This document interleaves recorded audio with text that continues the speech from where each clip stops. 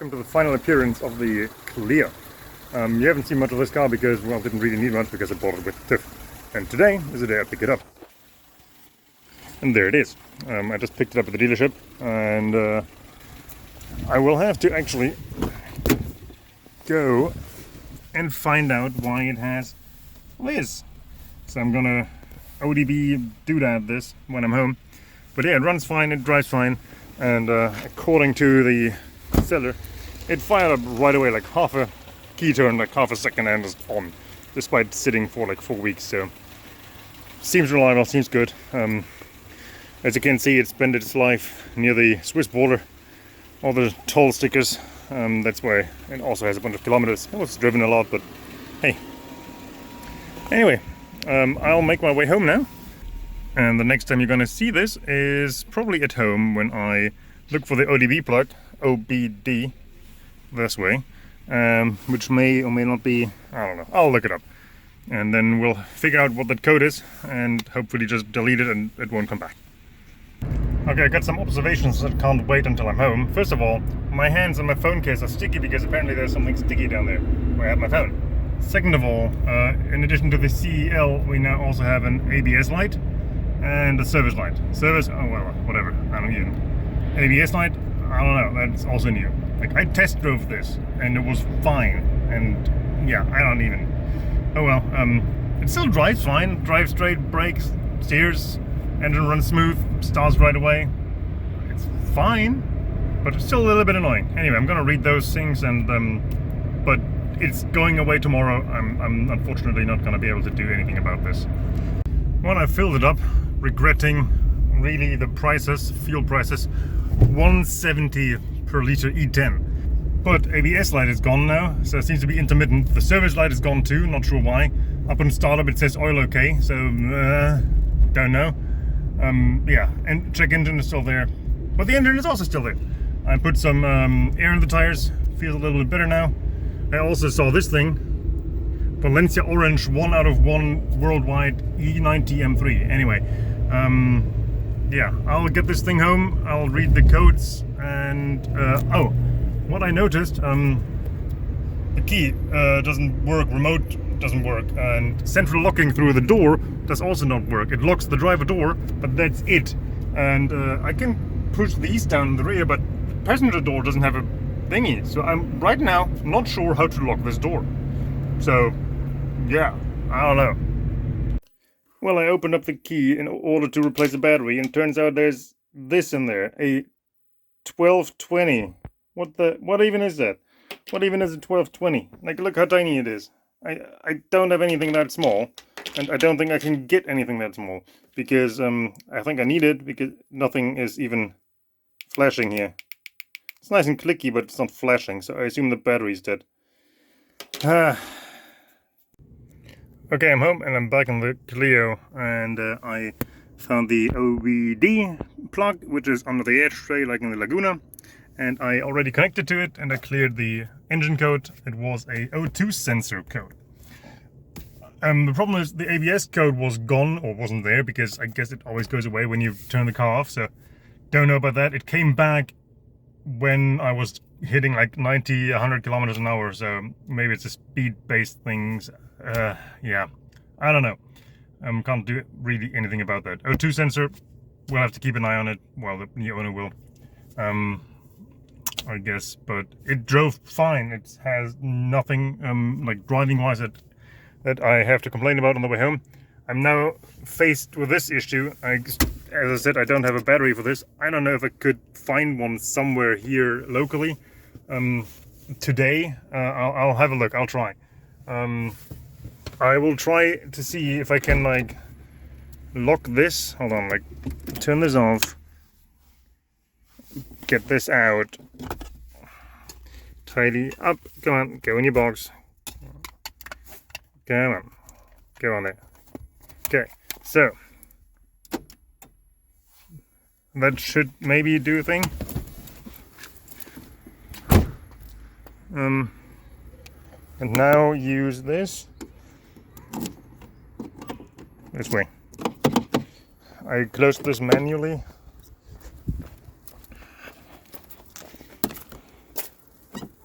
Hey, okay, so that works. Good to know. Not a great solution, but maybe if I find a battery today, maybe that gets fixed. I don't know. That's what I'm gonna do now. I'm gonna go and find a battery. Well, I'm gonna try to. Well, as you can see, I jerry-rigged 3 volts. Well, 2.88, I guess, whatever. 3-ish volts to it. And if I flip it over carefully and press that button... Come on. Come on. Hold on. Focus. And... Come on. Yes, you see? A red light. So yes, this is dead. This just needs a new battery. I'm trying to source one until tomorrow. I was just in the local supermarket and they didn't have anything of that size, of that like weirdness. Oopsie. Anyway, I'm gonna see if I can find one, or Joe maybe can find one. So or can Amazon Prime one overnight to his place or something like that. That might be the best option. And then I might have a working remote again. Yep, I hit 100 kph and the ABS light came back, which triggered the service light. So probably wheel speed sensor that doesn't like going fast. I don't know.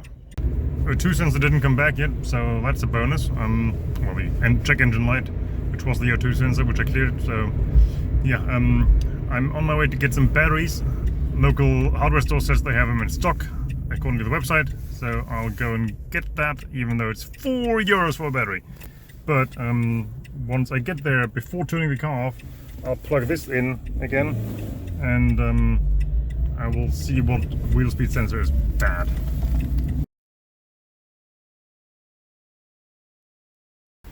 I found one, €4 frickin'. But hey, it's a good one, allegedly. And I'm gonna put it in right at the getting spot here. So let's put this thing in there. So let's see. Woo! Oh, look at that. But still only the front door. Oh well. That's this works. Yeah.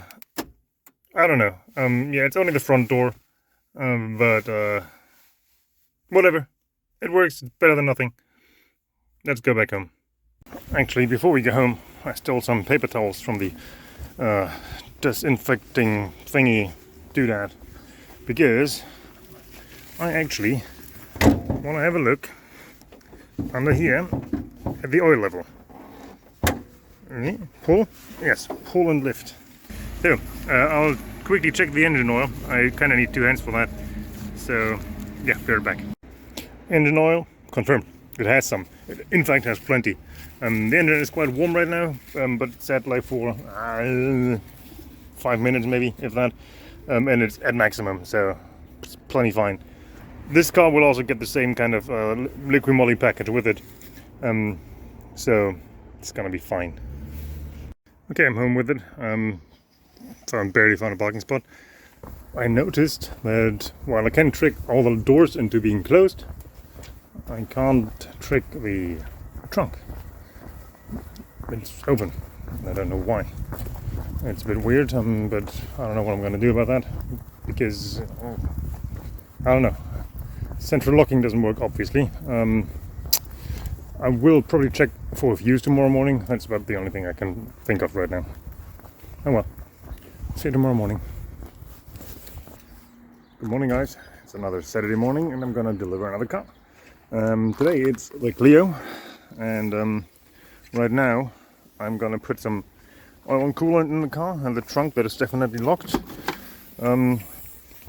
because that's how that works, and just for the owner to keep. And I got some WD-40, as you can see there, and I'm gonna try to fiddle with the lock, because this locky lock doesn't do what it's supposed to, and apparently there's contact issues or something, and I might see if I can take this off here. What is that? Torxies. Couple of Torx 1, 2? Is there only one? That's a bit. There's not only one screw in there, is there?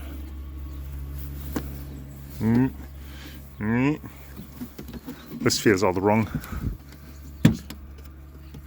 Just pulling on it, huh? Boing. Oh, I see. Okay. I guess you take the screw out and then it slides sideways or something. Yeah, so. Also, it's funny. The same thing seems to happen to a lot of these. Or French cars in general. I don't know. Anyway, I'm gonna get some tools, get this off, and see if I can motivate the lock to do something. We'll see. Okay, I just put some WD-40 in the lock before taking anything apart, and I'm noticing that open, close. So it's only the trunk now, but I also noticed that this door, this doesn't actuate properly actually. See, it doesn't. It wants to pop up, but it doesn't. It wants to go down, but it doesn't. So I wonder if this just needs like taking apart and WD-40 or whatever, just like a lubricant of some sort. The other side doesn't seem to be doing anything. If I look over here, no. No. Okay, so rear doors are manual. Front doors are central locking. Okay. And trunk is doing what it wants. That's weird. So that kind of eliminates my idea of looking at the fuses, really, because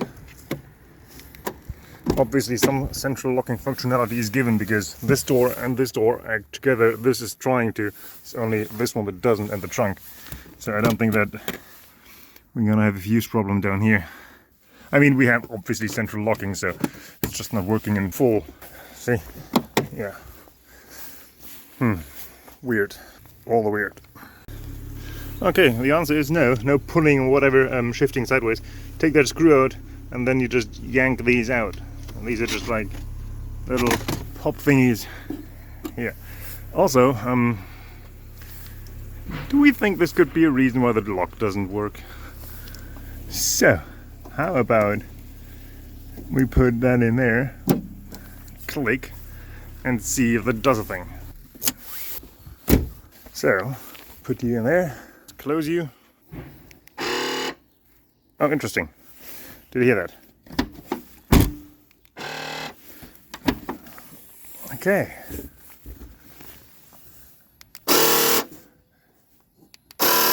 Yeah. Something tells me there might be something stripped in there. That's probably why it was disconnected. These contacts are fine. And yeah, this is obviously a mechanical opener. Okay, I'll see if I can take this out somehow. Quick and easy. Okay, I found the issue. This piece here engages in here. It slides in the side here, and you see the spline there. And you see this is where this attaches, and you can see the edge of this is missing. Come on, can you? There you go. See, the corner of this is just broken off, so this cog is just like spinning in there and not engaging because, well, there's a piece missing. Good thing these motors are like, I think 30 years new or something, so should be easy to get a new one for her and have somebody install it, because it's really, really easy. This part doesn't need to come out. It's just really this part only. This is one torque screw for the cover, and then just pull it off. I'm sure she will find somebody to do that for her. Should be pretty easy. And then she should have a working trunk lock again. But yeah, I'm gonna put this back together and then I'll probably leave. Look, the other piece of plastic that's broken off is even like still on here, stuck in the goo. You can see there's a little key on there, and that part is missing right there. So yeah, Problem found. Can't fix it there right now. Okay, one more thing before I leave. Down in there, let's see if I can turn on some light here. Yeah, for some reason there's oil in there, something sticky like oil, looks like oil, feels like oil. So I'm gonna try to clean this out because it's disgusting. If we can do some damage with this, as is, with the rough stuff. Hold on. Nope, too much. There you go. Ugh. Doesn't really do much. So I'm gonna try alcohol. It's not really getting much better. Well, it's better, but yeah, it's not really want to come off. But oh well. Okay, off we go. Got everything I need, I think. Got a headphones, battery bank, and USB cable, and the mask for the train ride later. Some water to drink, a jacket that I don't need because the heater on this works fine. And yeah, it is not 9:17, it's 10:17. I may want to adjust the clock or not, whatever. On we go. 4 hours and 49 minutes, Google Maps says, so onwards. Well, I got like 10 minutes in and I'm already going, well, very slow on the Autobahn. I already stopped and yay, traffic. Well, I'm about halfway there and it's lunchtime. So yeah, in a minute I'll go back on the Autobahn up there and should be 2 hours and 15 or something like that more, and then this puppy will get delivered. So the Clio has a new home. We just turned around, Joe picked me up again, and there it is. Say bye to the Clio. Bye to the Clio. Yeah, and now Joe is gonna chauffeur me to the train station again. Not my hat, sorry. Yeah, seriously. Joe, we need to improve on that for next time. And yeah, today not in the MX-5 Luigi, but today in the new, old and improved Bora. Or allegedly it is new and improved. Well, it's got a lift kit now. Yes, it's got a lift kit, it's driving normal. You had the turbo issue fixed, right? Yeah, turbo issue fixed. I had some stuff done on the CV joint. Lift kit installed. It's going to get brand new dampers all around and a new clutch as well in about 2 weeks. So too much for a cheap car. Yeah, too many things for a cheap car, but that's what we do, isn't it? Yeah. Anyway, Clio's gone. I'm gonna make myself comfortable and then I'll have a train ride of, I think it's only 3 hours this time. 3 hours non-stop. And then I'm gonna leave back home. Well, there's the Joe, and the Joe is going because like there's a train, although I think that's not my train. I think my train is not here yet. I'll find out. Hey guys, I'm back home now and I'm editing the video you're watching right now, and I realized I didn't actually film an end last night when I got home. Well, you saw me get dropped off at the train station and then wasn't much more after that. I found some food for later, jumped onto the train, waited 3 hours, got off the train and drove home with Kitty, and that's it. So yeah, but as you saw, the car's delivered. The car went to a lady that lives in the town of, it's called Gemünd. I will put a quick photo here of the town during the flood. It's quite far away from the Ahr Valley, but it's still up there. It's like half an hour west, yes, in the Euskirchen county, but they got hit pretty bad. This little town specifically because it's like between two little like rivers, two tiny little rivers that are usually very harmless. But this day they weren't. So yeah, you can see in the photo here that the garage and stuff, she still has her home, but she lost her her place of work. She is a hairdresser. She lost her business. Everything was on the road. It's all gone. She lost the car in the garage. As you can see, it's the garage is quite a lot lower than the house. You can't really see a watermark except for, I think you can see it. I'll mark it on the picture here, just above the roof of the Clio. Basically, the car was in there, her car, and it was sticking out of the water by like 5 centimeters or something. And the house is mostly fine. She has a back wall she needs to rip out and rebuild, and a couple of windows. The entire heating system, water system, everything that was in the cellar, it's just all gone. She's starting on that right now. And she has a kidney failure. She is going to dialysis 3 times a week, which is also not really great if you have to get a cab every time for that. She also has a bad leg. That's why she's standing like funny sideways, because she has a bad back and leg. She is basically she can't walk properly anymore. And yeah, since the flood in, when was it, September, wasn't it? Yeah, she just couldn't go anywhere and couldn't do anything except for whenever one of her neighbors or somebody with a car still took her somewhere. Anyway, she's really nice. She is definitely somebody who needs it, and she's happy with what she got, and she's happy that it's hopefully just gonna get her from A to B without having to think about it too much. And she can spend all her effort and what's left of the money, because she obviously doesn't have income anymore, on rebuilding her house. And since she has to rebuild the cellar, she said she's going to try to turn her cellar basically into like a little hair salon, so she can work from home a couple of days a week, which is right now the only opportunity or the only option she sees she has. So yeah. Anyway, rambled on enough. 1 car more given away. There's 2 more in the driveway that need to go soon, and then that's gonna be that. But for now, this is it for the Clio, and we'll see you in the next video.